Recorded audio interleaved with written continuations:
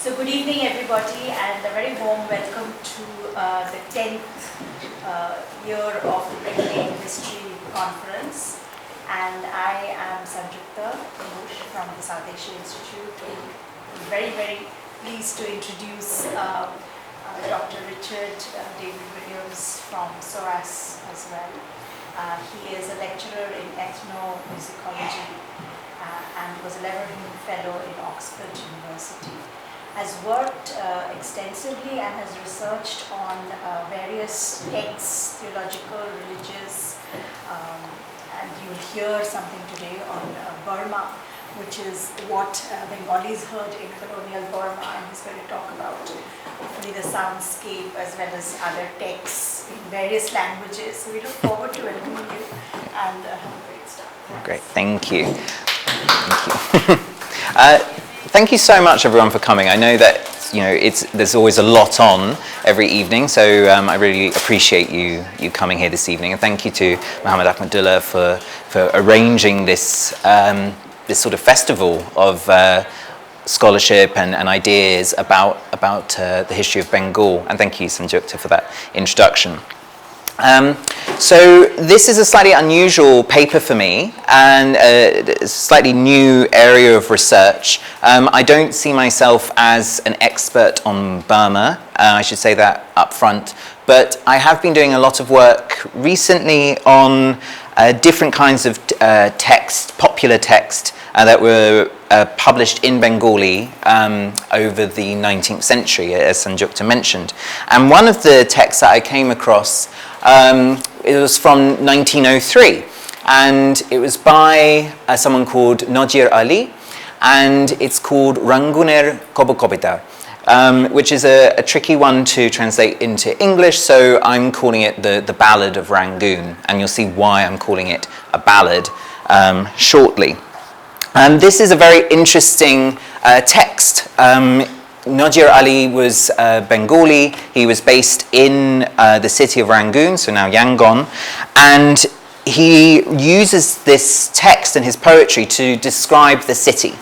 And he talks about the shipyards and the sweet shops. He talks about the seductive women, the tribulations and suffering of riots in the city.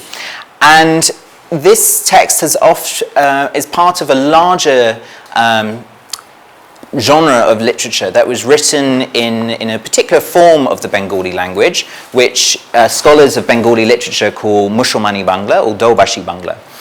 So it's quite a specific form of the language, which has lots of Islamic allusions and often sort of veers into Arabic and Persian roots for some of its words. And what's very typical about this kind of book that scholars usually refer to as a puthi or a punti, is that although it is written in the Bengali script with the letters going left to right, the pages go right to left, as though it were written in Arabic or Urdu. And this causes quite a lot of confusion sometimes in libraries, and this is what happened with this book. At some stage, the book ended up in the British Library, and then over time it started to disintegrate, and so a well-meaning librarian came in to try and curate it, but was very confused about which order the pages went in.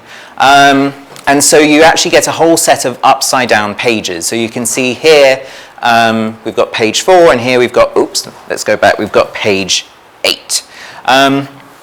And I started, well, first of all, I found this, quite entertaining, this set of upside-down pages in the middle of the book, and it showed how few people had tried to read it. But also this sort of gestures to a set of interesting complications about this work and about the poet, and complications about how we can think about this author from our perspective today. Like I say, he was a poet and he was a songwriter, but Najir Ali describes himself as Tendol, which in the language of the Lascars has been translated into English as a bosun's mate. And there's a whole set of literature about the Lascars, the Bengali sailors. He also refers to himself as Mistry, The fly touched the board and opened a menu. Good. A mystery, which again we can think of as mechanic or artisan, really, and he uses that term and in a more specific context in the text. One of the mysteries about this book is that he calls it a form of translation. So he says, "E kitab ami nije torjuma kore chopailam." And the thing is, he's calling it a translation, a torjuma, but it's not, as far as I'm aware, actually a translation at all. I don't think he was translating between languages, but rather what he's getting at, I think, is that the text wouldn't... Wow, that fly is just rushing ahead. There we go. Shush, there we go. The text itself went through lots of different forms. So it would have started off as quite an oral form. It went through different formats and different editing procedures. He talks about some of the people who edited it along the way. And so when he says torjuma, I think he's actually thinking of a sort of translation from an oral recited poem into a work that was ready for printing and reading. And this is important, and I'll get on to why it's important to think about the nature of reading in this context in a second. His own ideas about the city of Rangoon travelled. So he himself was based in Rangoon, but then he settled just north of Chittagong, at a place called Phatickchari. And then his work gets edited and corrected every time. Edited and corrected by an editor based in Chittagong at the then new Deobandi Madrasa. The text was then taken to Calcutta, and then it was printed on Chitpur Road at Islamia Press. So what's interesting about this text and the memories of Rangoon in it is actually they've travelled between Rangoon, Chittagong and Calcutta. And so in a way, even though, and of course to London, where it ended up in the British Library. So actually this text and these ideas about the city of Rangoon are very much part of an Indian Ocean network and the larger history of Bengalis on the move. Now I said I wanted to think a little bit about how these books were read or performed, particularly given the fact that we've ended up with upside-down pages. This kind of genre really lends itself to embodied performance. You can tell that it required gesture, tone, melody, rhythm. And although, I was looking at this in the very silent British Library, we have to remember that this text was really assuming that it would be vocalized and uttered and that people would be using their ears rather than their eyes as far as possible. And so I'm going to suggest, the reason why I've called it the reason I've called this project What Bengalis Heard in Rangoon, I'm going to suggest that actually this text is really about listening. It's what he heard when he was in the city and how he imagined the city through what he heard. But then also he tried to capture those sounds through poetry and then through print in order to let other people, be they in Chittagong or Kolkata, imagine the sounds of the city around them. It's a really interesting text. It's also quite a challenging one, as you'll see. So just to give you a little example of how this works, this is from the beginning. So, Hino najire kohe, shobi nohe ache konojon, lucha hoi bormaloi, charoe uton, waton. So uton comes from Watan land. Ebe shune gunigon, shorbajon shuno shobe bhai, ranguner kabor, Kabo Torah, Kohi Janai. So Humble Najir says everything. There is no one else. The depraved have overtaken Burma, that contemptible land. Now listen, virtuous ones. Listen, everyone, all my brothers. I shall tell you a little of Rangoons Ballad. So he's composing in a very popular meter called Poyar. And throughout the text, you have the two indicating some form of repetition. The twos aren't where they should be necessarily. Sometimes you can do it in a way to keep the meter going perfectly, but often that goes out the window and he sort of plays around a lot more, which suggests, again, the role of the reciter, the reader, to sort of carry through to completion the metricality, the music of these verses. And I should say that this is really just one example of a writer working in an Indian language out of Burma. There are lots of texts that are available to us, particularly from the early 20th century. From the 1920s, you get songs about Rangoon in Telugu and Tamil. You get long poems like this in Tamil on Rangoon as well, and also talking about the sea trade from Rangoon. So there's a whole literature for other people to work their way through. But what I want to emphasize with this is that the proliferation of songs about Burma in these different languages and the circulation of these lyrics between publishers, readers, singers and listeners is gesturing to what I call oceanic listening. And again, by oceanic listening, I'm really talking about how we need to think of these texts in relation to recitation or singing, as a medium of communicating ideas across the ocean, reproducing sounds between Calcutta, Chittagong, and of course Rangoon. So, what was the relationship of Bengalis like Nadir Ali to Rangoon? Well, we can tell quite a lot because this text, like I say, was 1903. And in the early 20th century, a man called E.J.L. Andrew, who was the assistant protector of immigrants and emigrants in Burma, wrote a large book about migration through Rangoon. And he said, and I quote, "Rangoon of the present day is largely an Indian city and is in no respects typical of the province." And so just for historical background, Rangoon had been acquired by the British in 1852, and they made it the centre, the administrative centre of their Burmese possessions in 1862. But the city was gradually transformed, especially after the 1880s. In 1885, King Thibaw was removed from his throne at Mandalay, and then Upper Burma gets incorporated into the colonial system. So from the 1880s onwards, Rangoon is really transformed and becomes very much a colonial and a very Indian city, actually.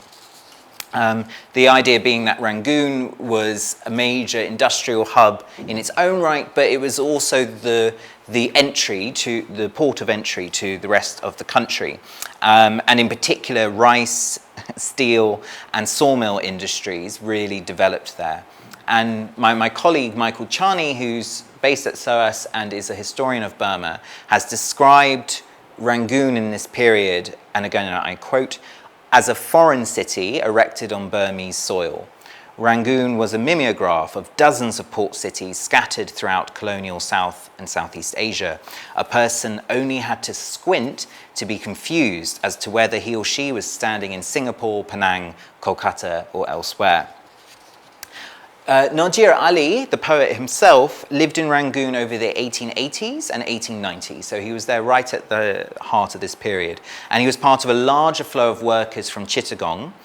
Bengali Muslims had already had a long history of service in Burma, especially in the early modern Buddhist courts of Arakan.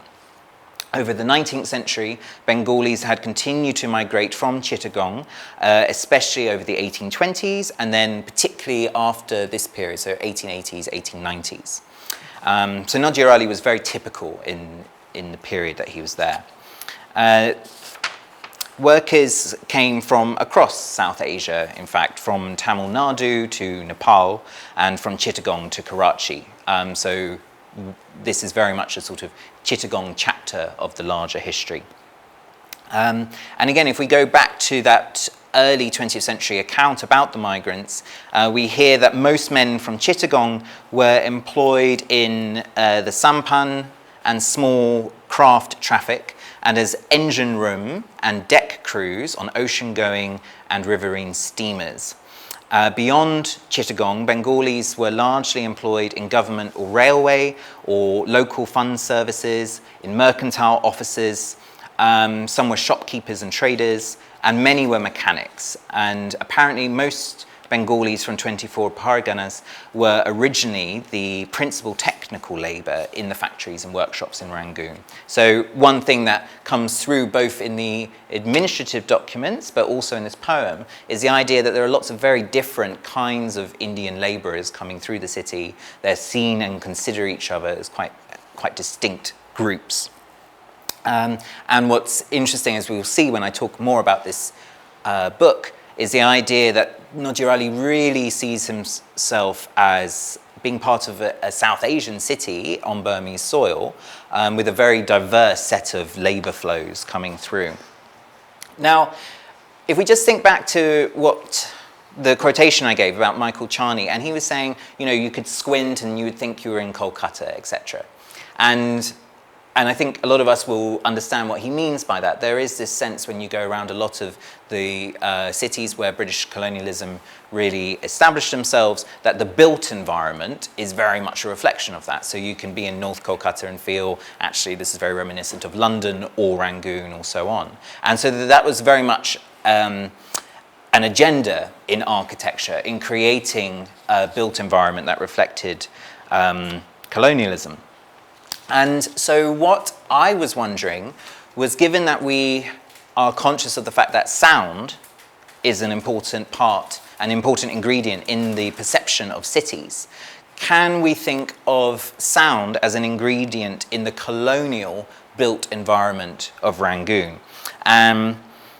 So specifically, I'm interested in how Bengali Muslim workers in Rangoon considered the sound of the city and then resounded it through their poems, their songs, their performances and print. And that sounds a bit abstract, but I think what's particularly nice about this kind of work is that it gives you a very human scale sense of the history of Bengali workers in Rangoon. They're not talking about the larger political processes, although they do actually, as we'll find out, but it's a much more human perception of what was it like to be living in Rangoon as a Bengali Muslim worker in this period. Nodir Ali describes different sections of the city, including the High Court, the hospital, the mosque, the zoo, the bazaars, the Chinese shops, the jail, and the factories. And a lot of those, of course, are colonial institutions as well, which we should factor in. It's very much a colonial shaped city that he's thinking of. And then at Dulla, on the banks of at Dulla, he overheard the extensive shipbuilding yards of the Irrawaddy Flotilla Company. So, so again, this is the Irrawaddy Flotilla vessel in Rangoon from the same period that Nodir Ali was there. So again, we can sort of supplement his text with images from that period. I'm not sure precisely where this photograph was taken within Rangoon, but it may well have been at the riverbank at Dulla. This is how he describes it. So let me see. And again, I can only apologize for my English pronunciation of Mushulmani Bangla. But Ache kol beshumar loktai hajare hajar kole shobdo shunite jeno bijali thodar dekilam chomatkar dalar par lohari karkhana dibanishi shobdo ote jeno parir bajana lokjon lokhokoti loha kati banai jahaj ingraj hekamoti boro bashai jalemaj Tate lok kam shikilo, nam janailo chukani tendol, shorang mistri koto takar koribol. So, there are countless mills and thousands upon thousands of people. Hearing the sound of the mill is like lightning and thunder. I saw astonishing, I always like it when a poet says chomatkar, it's always good. I saw astonishing the Ironworks factory on the shore of Dulla. Day and night the sound rises up like angels playing music. Thousands, millions of people cut up the iron to make ships, following English instructions. Huge, they float in the water. The people who climb to the top of the mast, they are called tendol there. Remember, he calls himself tendol. How many sarangs and foremen earn money by their strength? These are approximate translations, of course. Now, one of the things that struck me was that he's comparing the sound of the metalworking to angels playing music. This is what metalworking sounded like in the 1940s, so a little later.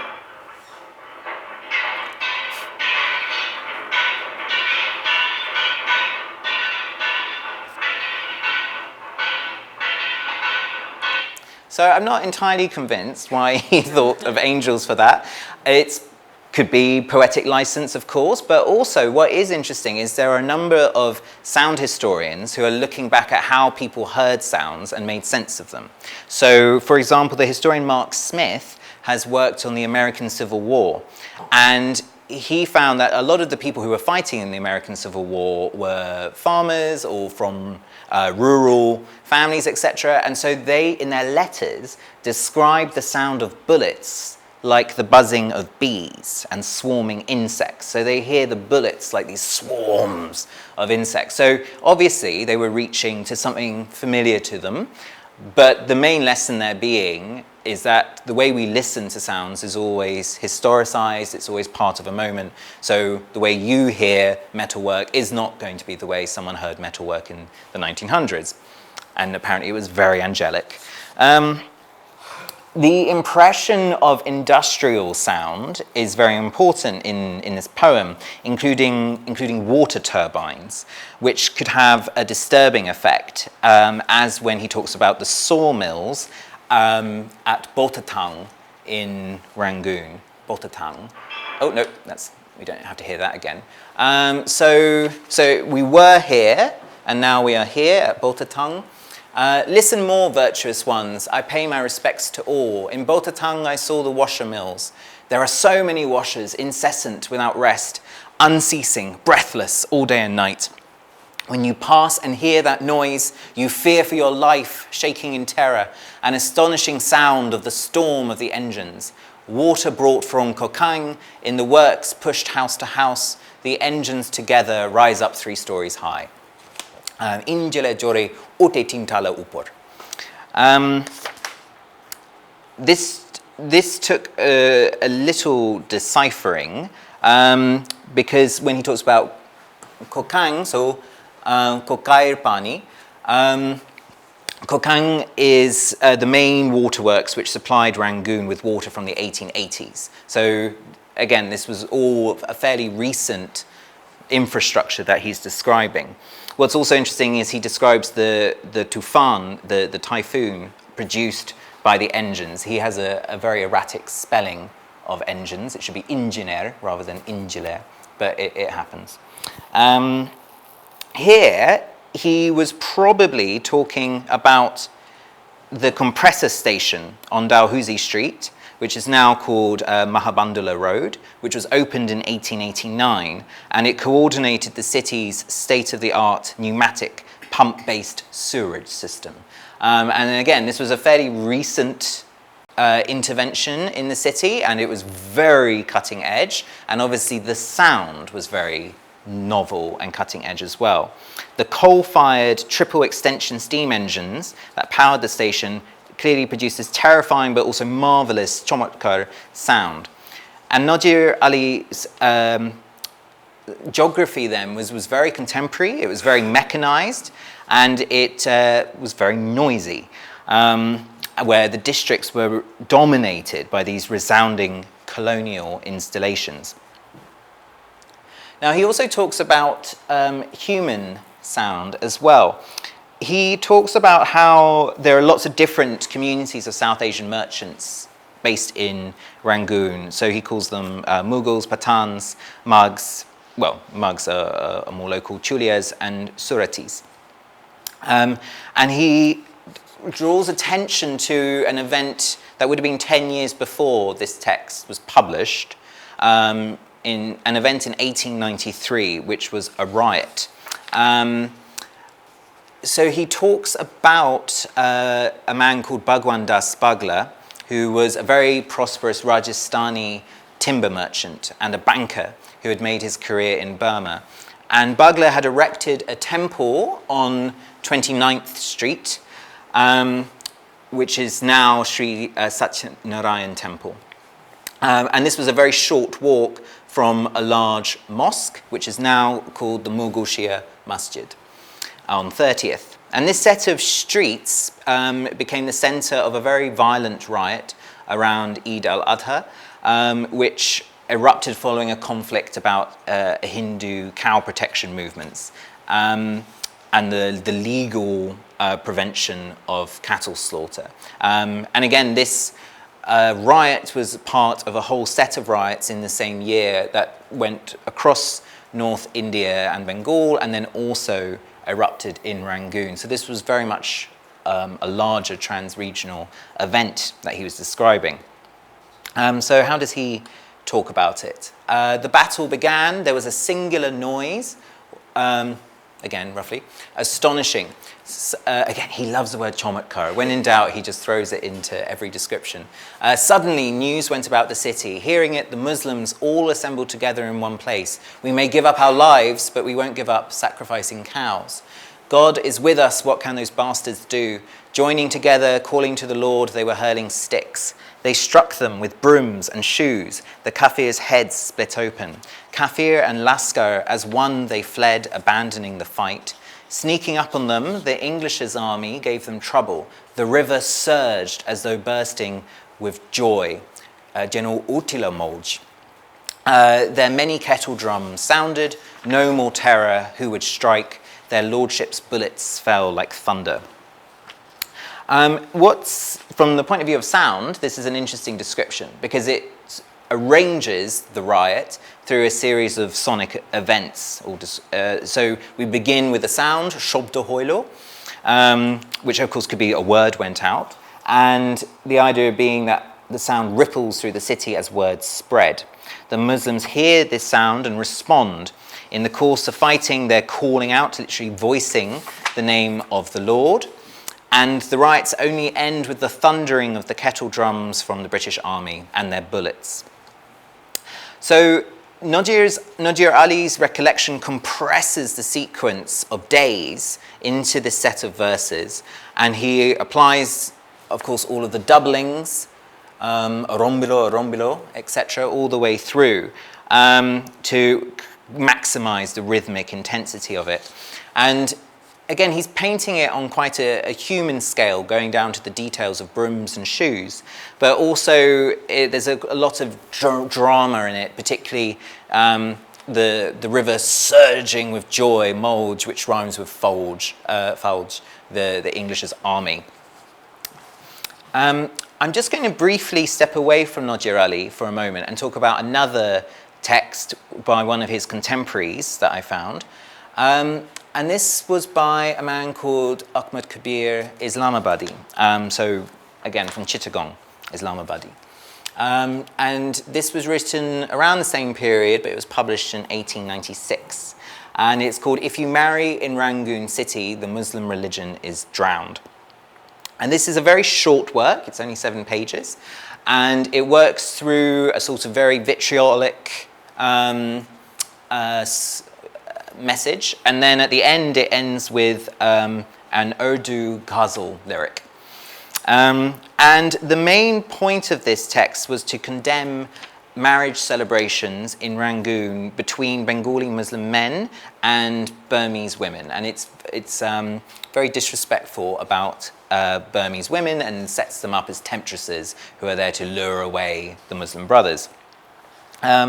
So just to give you an example about him, so he says, by the divine will I came to the land of Burma. What to do? I shall say the unthinkable. There is no thought of tribe. What else can I write? In Burma there are Hindus, Muslims and people from other kingdoms, Chulias thinking of some good markets, but there is no description for the Zarbadi tribe. Generally, what can I write? There are many tribes there, so many Jews, Kuringis and Suratis from Bombay. Diverse tribes have migrated here. They get married and the heart is thrilled. And then he really rails against intermarriage, like I say, and he draws a lot of attention to the Zarbadi,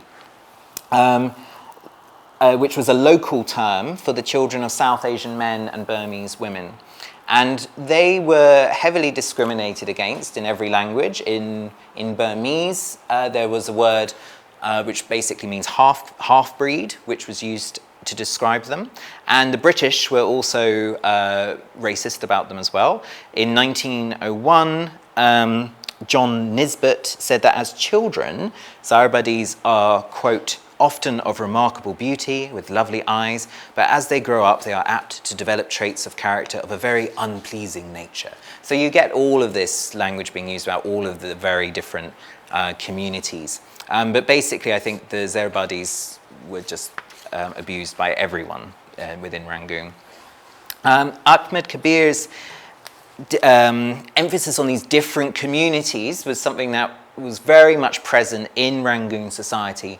The different Indian mercantile and labouring communities had their own societies, they did their own public events, and they were very proud of establishing themselves as quite separate but related communities in the city.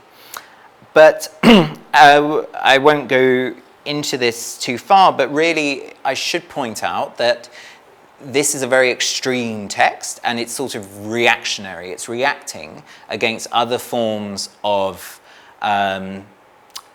relationship between different communities. And when you go through the newspapers, you can find more complicated histories. Histories of relationships and marriages between European men and Burmese women, between South Asian men and Burmese women, the kind of thing that he's against here, and also European women and South Asian men. And actually you can see all of these different kinds of relationship when you look at the details. So this is a very reactionary text. He's rejecting this kind of thing. Now I said at the end, he ends with an Urdu ghazal, but again, he keeps it in Bengali script, which sort of sums up his overall message. There is no modesty or shame in this city.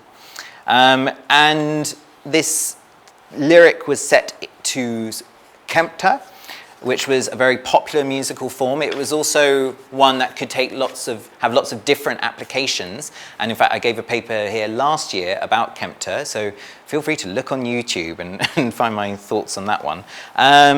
But it was generally associated with the rhythmic hips of a dancer, so often had a scintillating flavor, which makes this a very interesting choice here. You have this form in a very pious diatribe against Burmese women and against mixed marriages.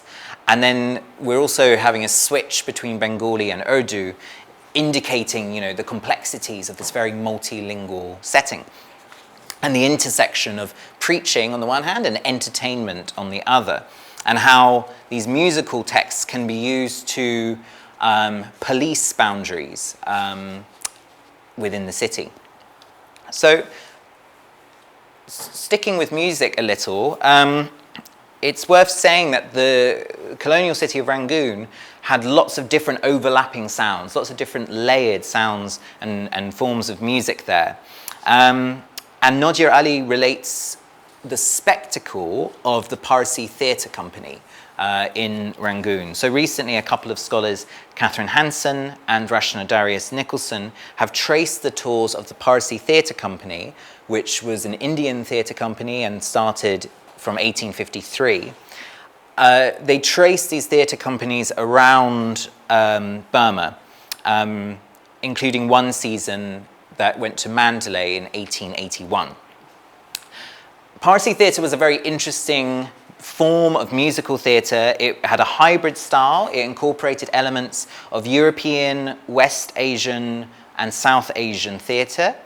Usually the plays were performed in Hindustani.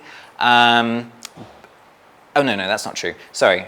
So generally speaking, in Burma, Hindustani was being used as the lingua franca for all of these different communities.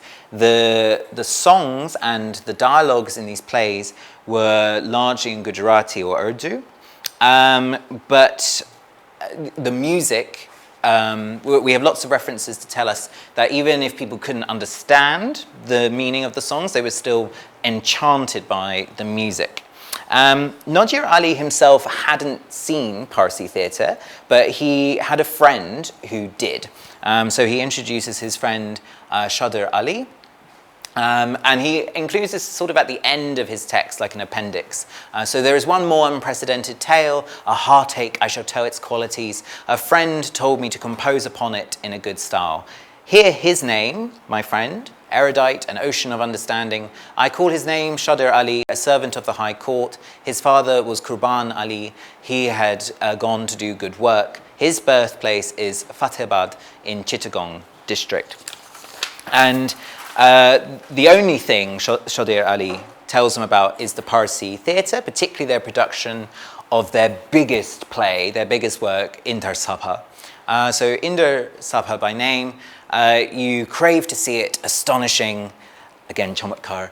The Parsees have prepared this dance. And then he gives a very detailed description of this performance. I won't go through it all, but at one stage, it's all set in the kingdom, in the heavenly kingdom of the king of the gods, Indra, or Indra, and a lot of the story is about angels or fairies, and they have all kinds of dramas, literally. And at one point, the fairies, according to him, start fighting each other, and the fight is staged through songs, so they sing against each other.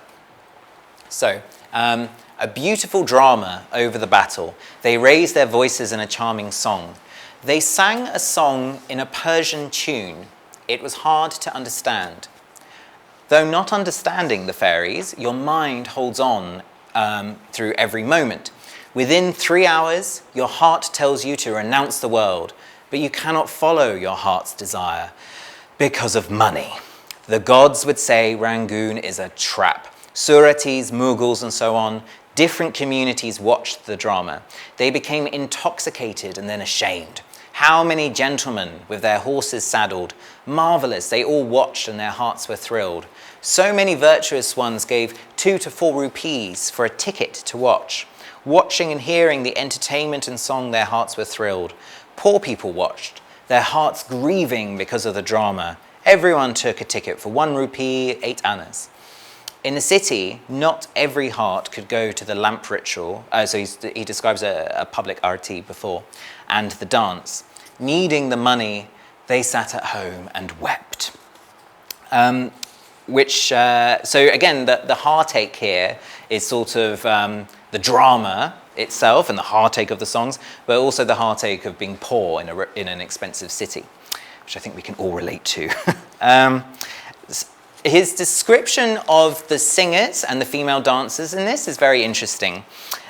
He just in the rest of this poem, he sort of half praises the women of Burma and says how beautiful they are, but also warns against them because they will rob you of your money and your honor. And he does the same thing here when he talks about one of, some of the performers. So she sings a song in the Bengali language and collects the money, feeling glad. Her eyes are fixed as she sings the song, and then she breaks out in a smile. See, by the power of rupees, a woman sits down to warbling, brother. She speaks with a sweet smile, brings her face close. Hearing her honeyed lips speak, everyone becomes a lover. Here the beloved robs them of their life. What magic this is. So it's not the most flattering representation of female performers at all, but it is striking how Nadir Ali is associating the woman's seductive power with her singing voice. This is something that was very widespread in the 19th century. There's lots about the voice of a woman in this period, particularly a singing voice. And it also, particularly interesting, talks about how this theatre company, which was very multilingual, usually doing things in Urdu and Gujarati, they drop in a song in Bengali when they're in Rangoon. And again, I suspect it's because they knew they were in Rangoon. They knew that there would be a lot of Bengalis in the audience that night. So they said, let's make sure we do one. And sure enough, the crowds do go wild and start showering them with money. So it's interesting to think about the choice to sing in Bengali for the local audience in Chittagong, from Chittagong, but in Rangoon. Okay, so a couple of final thoughts about all of this. Colonial Rangoon has often been called an Indian city on Burmese soil, and that is definitely the impression you get from this poem by a Bengali migrant. He discusses the solidarities and the conflicts between the South Asian migrants in the city, and he praises but also cautions against Burmese women. But really, the city doesn't feel very Burmese in this poem at all. Rangoon itself is primarily characterized by the British institutions and the Indian workers. We can hear the Parsee Theatre company from Bombay, but we don't get discussions of Burmese musical dance dramas or puppet theatre, for example. And in fact, there just aren't as many Burmese people in this description of the city as you would expect. But that said, Nadir Ali also does consider other places. In other works, he talks about Mandalay and so on, and you get more about Burmese culture in those texts. But if we just stick with this cheap booklet for a second and think of it in its own terms, I've suggested that these Bengali putis, these cheaply produced books, were understood as a form of capturing an oral experience, a listening experience, and they were designed to facilitate what I've called oceanic listening. This book had a complex history between port cities. The ideas travelled from Rangoon to Chittagong to Calcutta and ultimately London. And that process, interestingly, has been called a translation by its author. And I think really he wasn't thinking as a translation between languages, but rather as a translation between forms of performance and engaging with a text, between reading, reciting, sound, and speech. And so to wrap this up, really I think this work reverberates on several levels. As a text that is inviting the audience to listen, and a text where the readers are assuming sound rather than assuming silence. And we often pick up books and assume that they're silent things. I don't think that was the case here. The reader was encouraged to think through how to excavate rhythm and sound from behind the printed word. It's also describing an urban environment through its sounds and through the emotional responses to sounds. It's also one that compresses and narrates a particular historical event, like the 1893 riot, through noise, voice, drums. And then also he culminates this whole thing with his description of the Parsee Theatre, musical theatre production. And I think what's useful about that whole sequence is the way that he underlines Rangoon as somewhere multilingual, ethnically mixed, and highly international, but also drawing out the different positions of people within that experience, especially through class and gender in their access to it, and also highlighting the fact that this could be emotionally enticing and exciting, but also financially ruinous as well. So I'll finish there, and thank you very much.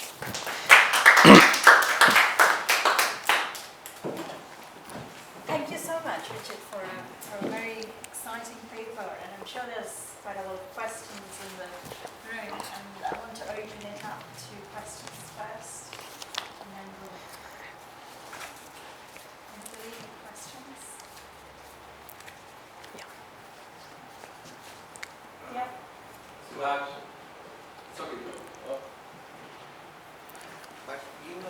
the whole process seems to me that for a very long time, city of Rangoon has been a very dynamical, economical force of those part of the world, Yeah. Because when I'm from near Calcutta, right? So the Burmese, the Shagun wood, and those periods of time, and it is fabulous stuff. And it is really very costly and very, very long lasting. And the British though exported those kind of things even in the British Parliament, this kingdom, king's palaces, so forth. And Jamindar people of Calcutta and surroundings area, they enjoyed those kind of Burmese shawl wood, And so in the part of Burma, in the whole process, really people, working people of those who immigrated to Burma from, because Calcutta was the main capital city of whole India. Sure. That period. So its connection as the capital city Calcutta to the Southeast Asian part, Southeast Asian region had a, is a vital link of the trade and commerce in those part of the world in those time. That's what I think as well. And Burma, Rangoon is even today is one of the greatest cities in the world. IT technology and so many things. It has developed so much. But the battle of Burma, the Sipais who used to fight for the colonialism in Burma, at some point they refused to fight on. And those army barracks was in Barakpur. Right. It is not far from Calcutta. There was a military base. And once those Sipais disobeyed the British captain to go and fight in that area for the interest of the British colonialism. And they refused it, and the captain shot dead those people. Actually is a black part of the British history. And after that disobedience and the torture to the Sipais of Barakpur, and from there then the downfall of the British existence followed. I studied a bit of those kind of things. So, but it was in a very deep jungle. They were very obliged Sipais, Sipais means native infantry. But they disobeyed the captain's order because it's so deep forest. And Burmese people, we don't think it's so easy people, right? So the Sipais told the captain, you can't win in this battle. Previously, they beaten British. Some battle, and from that experience they disobeyed, but the captain shot it. So thank you. Thank you very much. No, We'll take- do you want to respond? yeah, I just want to say no. Thank you for that. And one of the issues that we have at SOAS, apart from anything, is at the moment the world is divided up into areas, and area studies has left this big mark on us. So my colleague does Southeast Asia, and I work on South Asia, and places like Burma often get left out because it's right on that boundary, because it's a false boundary. And it's interesting, with the maps side of this, often the colonial period maps, will obviously have Burma as part of the Indian possessions and so on. So yeah, I think there is this much more complicated, entangled history of people moving back and forth. And yeah, at some point working on the Burmese on the Indian side, when they go up there, would be fascinating as well. And to think of the Burmese communities that went through Calcutta and other places. But so hopefully someone will do that. But thank you very much. Yeah. Actually, the Burmese. We'll just take 3 questions. There's a restaurant near Stephanie Green, and now I ate there, and one of the workers, she was a student. He's from Calcutta, but he's Burmese origin. Oh, interesting. That was a while ago. I don't know if she still works there. But what I wanted to ask you, you talked about the views expressed about women's voice. Yeah. Right? Now, do you think those views were mostly held by the Muslim community, or was it more widespread with the Hindus and others? Right? Interesting. Hard to say for certain.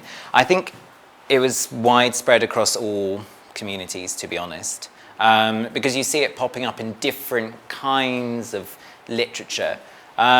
So in the North Indian side, you see it a lot in the late 19th century, early 20th century, particularly when there are sort of purity campaigns against going to see dancing girls and so on. There's a lot of literature about, if you just listen to her, you'll instantly get enchanted and lose all your money. So don't do that. Stay at home and teach your daughter how to do music instead, because that's less dangerous. So that sort of language happens across the board. It happens in different regions, and it happens with Hindu and Muslim writers. So no, I think it's pretty widespread, unfortunately. Yeah. Yeah, because you raised. All right. I just want. Well, thank you for this. It's really fascinating. I don't really know much about the history of this part of the Indian subcontinent. I always believed that the Hindus and Muslims lived harmoniously together before the British.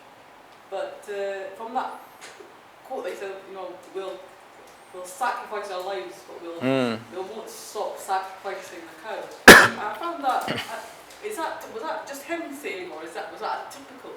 Because I thought that the Muslims in that part of the world could easily have forgone eating cow. It's not essential in Islam. I felt disheartened to actually see that. It's really, really good question. I mean, the thing is that riot was 1893, so it's really at the height of the British Empire. And so already you've had decades of separating the communities, and then policies of, separating language and culture, and then communalism, and then, like I said, that particular riot that erupted in Rangoon is a really interesting point, because, like you say, I think in other parts of Burma may not have been an issue at all. But the point is, Rangoon was so plugged in to what was happening in North India, where that riot was really spreading out of control, that it had to erupt in Rangoon as well. It didn't, because Rangoon wasn't really Burma with their own situation. It was North India, or East India in a way. I mean, what's interesting is after that riot happened, I've gone through the local newspapers that were produced in Rangoon from the weeks after that riot, and you can see that the Europeans there have no idea what's going on and are very confused about why this riot has apparently come out of nowhere. And then they piece it together and see that it's coming out of the situation in North India, and then they start to make sense of it. But it takes a while for them to figure out what's going on. Whereas in North India, I think at that point, so much had happened before, it was almost inevitable. But yeah, this is quite late. It's 1893. Yeah. Were the Bengalis, did they go freely to Rangoon, or were they shipped there by the British? That's a good question. To be honest, I think it's a combination of things. A lot of people went for opportunity. A lot of them went thinking it would be a short-term gig, in a way. You would go make some money and then go back to Chittagong. And this was a big plan.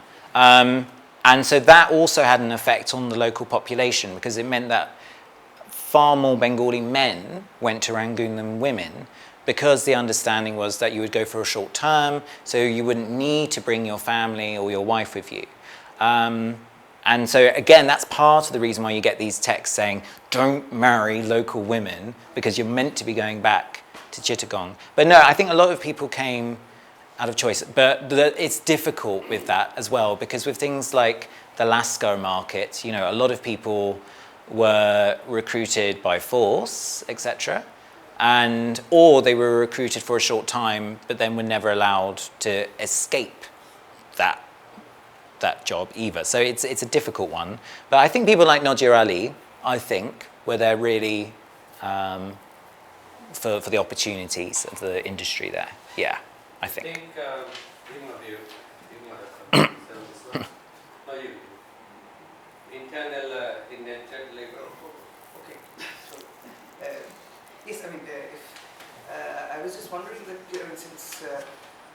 1890s, we have a steady flow of labor from, let's say, parts of Eastern UP, Bihar to Rangoon as well. I was just wondering if this text also, carries any kind of information about music, which were, pre-existing music of laborers from these parts of India, which could also be found in Rangoon from the 1890s, because this text is 1903. So in that latest part of the 19th century and the early part of the 20th century. As it did to Mauritius, we know, as it did to Assam, we know, to Burma as well. No, not really, to be honest. No, not really. I mean, we know, as with the flow of indentured labour to across around the Malay Sea and Singapore, etc., we know that a lot of Nautch girls went across as well. We know about them, obviously, and Catherine Schofield's done some work on the Nautch girls that ended up in Singapore. And Jim Sykes, of course, has also done work on drummers from southern India who ended up in the Malay Straits and in Singapore. So we know about that kind of thing, but this text doesn't really speak to it, no. Not really. I mean, there's another text by Nadir Ali, which I'm still working on because it's more difficult than this one. And there he does talk more about music, but nothing useful from that point of view, unfortunately. Did you? Yeah. Yeah, I've got a couple of questions, and I don't know anything about ethnomusicology, so but okay, so going back to the first example, we were talking about when he was writing about the sound of angels. Yeah. So is there no sort of mockery or sarcasm? What's the? I mean, the readings seem to be quite literal. That you can Yeah. First question. Do you want to give me the other one as well? That's a really interesting one. It's when they were talking about the one about the riots. They're talking about the people and the Lashkar. Yeah. Both kind of like running away, and I was kind of thinking, what is the meaning of Lashkar here? Right. Is it a Indian seafarer? Yeah. If so, most Indian seafarers were really Muslim. Yeah. So why should they be in the same brackets as the people? Yeah. And were the Lashkar being Kafir.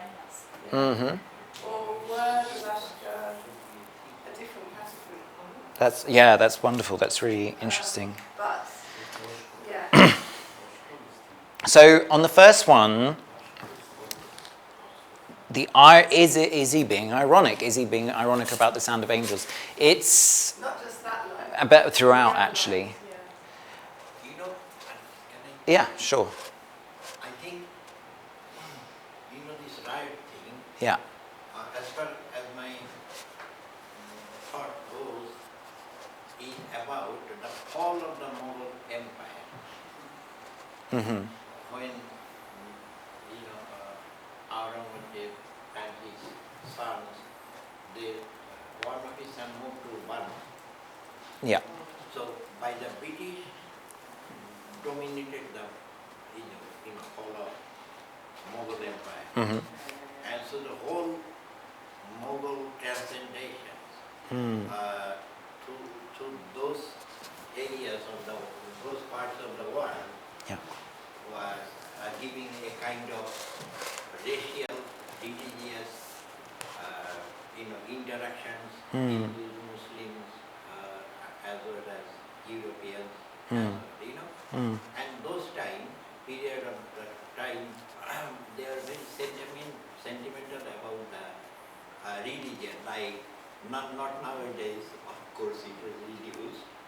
Any kind of sentimental issue could break out the riots, killing each other like this.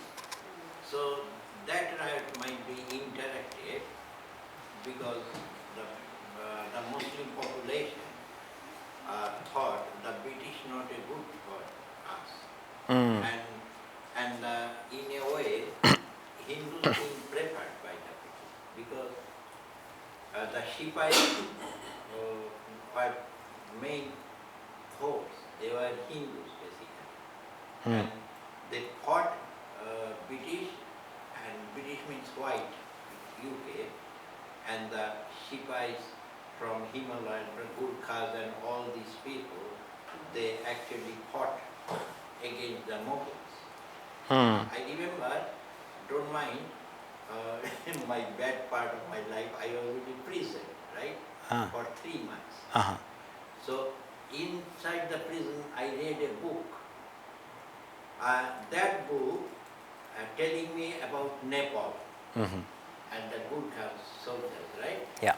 And the Gurkha soldier had a Kali, you know, so these Talwar and all these, they killing image of Lord Kali.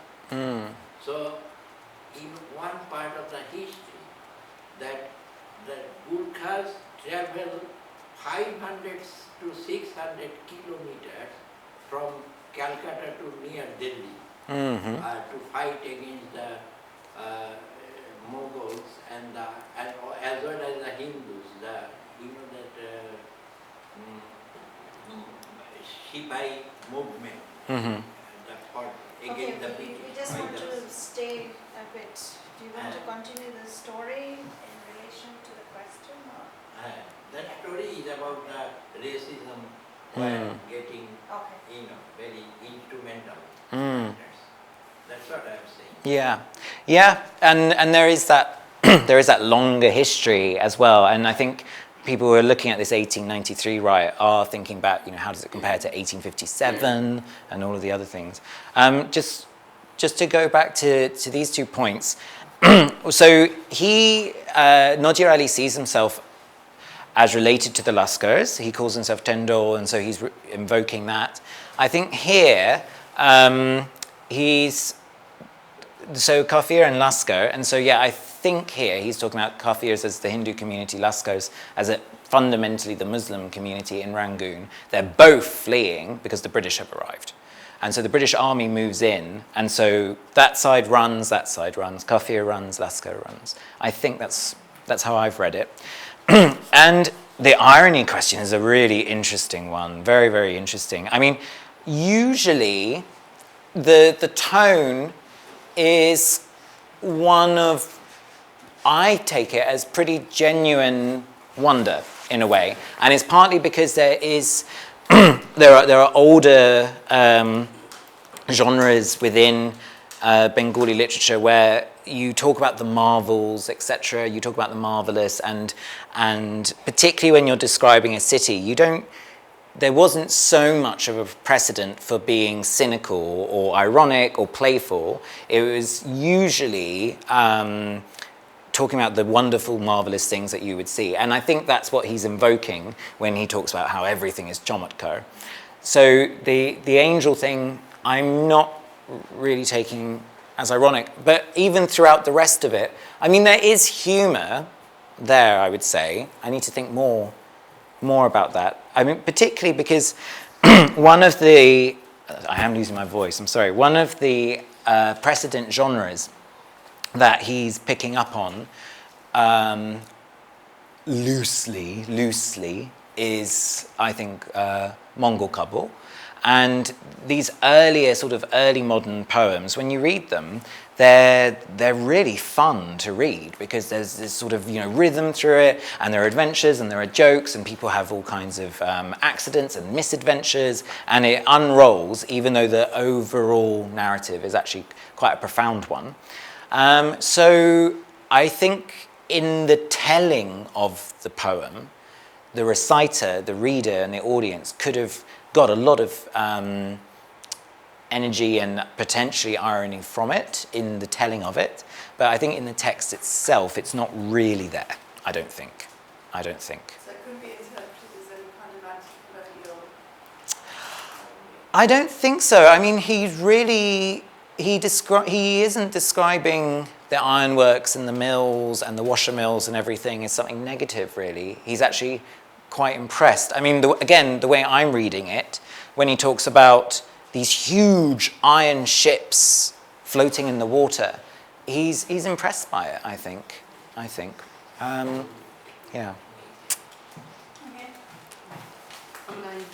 I agree with your comments. I also don't think it's quite ironic. I mean, I'm trying to gauge whether he's trying to link the angelic sounds with that when it comes to monetary production, because when things get related to daily income, it often might get linked to divine things which transcends too, because that's quite crucial to their lives. That might be big, and that could also be one of the reasons that it's not ironic. And actually, this reminded me very much with the seminar we had at SOAS on music in Chinese codes last year. On, Yvonne Lau. And I'm also finding this quite interesting, where he segregates the Kufas and the Lascars, because I read a document, I'm sure you must have also read, at the British Library, where Bengali Lascars and the Chinese Lascars, they were fighting each other out. Okay. At Limehouse, I mean, there used to be quite regular fights. So there's also another thing, and some comments it's coming to my mind when you talked about Mark Smith. We can also bring Martin Daughtry's work on listening to war, Iraq, where he also comments that the sounds of the bullets are not depicted as dramatically as one like us who have never experienced a war would imagine to be so, because it was situated in the daily lives. There can be a link with that. And I mean, today I was giving this quite some thought on the mechanics of sound and how we can gauge things from that. My question is, can we think of these inanimate objects, not exactly inanimate because they're mechanical, so they move, and can they be thought of as instruments of music in itself?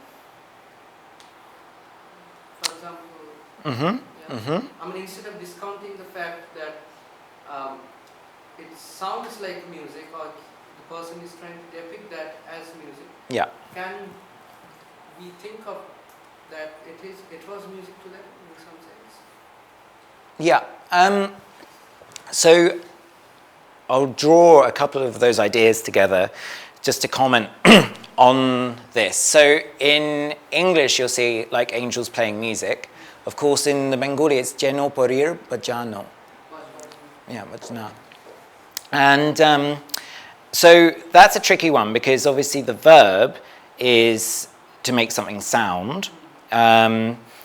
And increasingly in sound studies, we talk about sounding objects, but it's just not normal everyday speech. So you can't say that. So you have to make the point that the angels are sounding, but really it usually is taken to mean a kind of angelic orchestra kind of thing. So what would the connotation be there? Again, I don't think he's really saying that the Ironworks factory itself can be heard as something musical per se. Instead, I think, again, when you look at the older forms of Bengali literature, heaven isn't usually that quiet. And whenever a hero steps in or anything dramatic happens, usually you will hear some kind of clamour from above, and heaven is sort of acknowledging it. You also have lots of angelic beings who are musicians, the Gandharvas, the Apsaras, etc. They are very highly trained musicians. So heaven isn't a quiet place. Heaven is a very noisy place. So I think what he really means is when you're in this ironworks factory with all of these clinking metallic sounds echoing all around you, filling the space of the ironworks, what better word to describe it than the sort of, clanging of the skies, effectively. I think that's sort of where he's going with this image, I think. But this is the tricky bit, yeah. There wouldn't be a little bit of a Christian influence? I mean, from what we listen to, and frankly, church bells are not a big difference. I don't think so, just because there is this longer tradition around the angel, the pari, in this earlier literature, I think. I think. Of course, pari, again, pari is a tricky one. It comes from a Persian root, and it can be angel or fairy. So when we get to the musical theatre, you know, these are paris with their wings, and they're either angels or fairies. And so there is this whole imaginary about it. He doesn't talk about church bells that much. And again, it's interesting when you look at what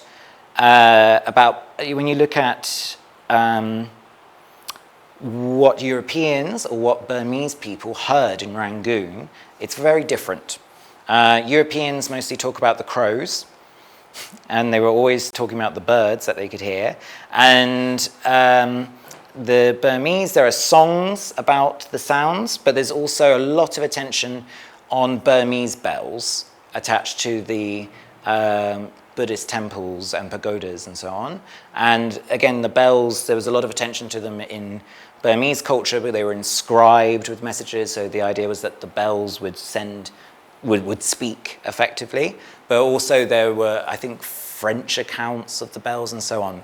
People were very interested in that side. And he doesn't really talk about them, actually. He's much more interested in ironworks and washer mills.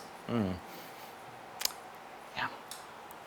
Just have a final, I don't know if it's a final question, but when I was sort of listening to you, I was sort of thinking about the choice of the text here. You know, is it something that you picked up because they were just contemporaries, or you had an idea of how you're going to map soundscapes here? Because it seems to me that one is really about industrial sound in the text, and the other one is more to do with entertainment and dance and all that. So, you know, while there is some kind of incongruence of theme, it seems to me the connection, the larger connection here, is some kind of critique of life in the city.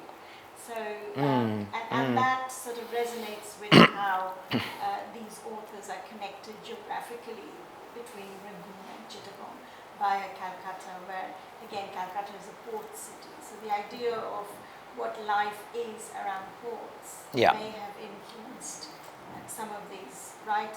It would be interesting to see if there are other writers writing in this kind of an idea of life around ports and what ports evoke in literature. Because this, you know, degeneration in morality, dances, entertainment, these seem to be part of this larger corpus of dock literature. Dock literature, yeah, that's true. That's true.